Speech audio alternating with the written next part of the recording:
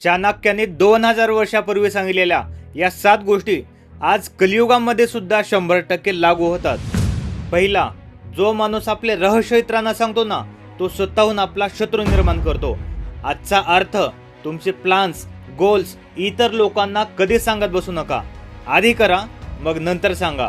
दुसरा, ज्या ठिकाणी सन्मान नाही ना, त्या ठिकाणी एक क्षण सुद्धा थांबू नका। आजचा अर्थ, जी नोकरी, जो माणूस किंवा जी जागा तुमची व्हॅल्यू करत नाही ना, त्या ठिकाणी एक क्षण सुद्धा थांबू नका, कारण स्वाभिमान हा तुमच्या पगारापेक्षा कधीच मोठा नाही।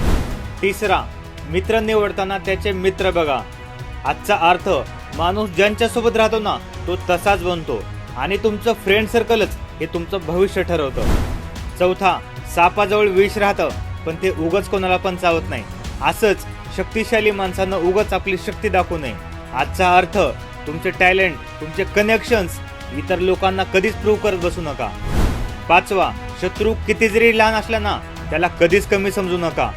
आजचा अर्थ, कॉम्पिटिशनला कधीच इग्नोर करू नका, कारण छोटी कॉम्पिटिशन मोठी होण्याच्या आधीच त्याला सिरियस घ्या आणि मार्केटमध्ये कधीच कोणाला कमी समजू नका। सहावा, वेळ हे सगळ्यात मोठं धन आहे। एकदा जर गेलं ना, ते कधीच परत येत नाही।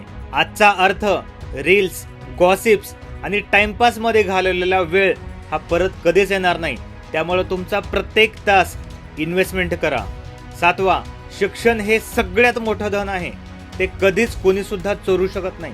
आजचा अर्थ, तुमचं बँक बॅलन्स कमी होऊ शकतं, तुमची नोकरी जाऊ शकते, पण तुमचं नॉलेज हे कधीच वाया जात नाही, त्यामुळे प्रत्येक वेळेस काहीतरी शिकत राहा। मित्रांनो, व्हिडिओ जर आवडला असेल तर नक्की लाईक करा, शेअर करा आणि असेच प्रेरणादायी व्हिडिओ बघण्यासाठी सबस्क्राईब करा हर्ष विचार पेजला। थँक्यू।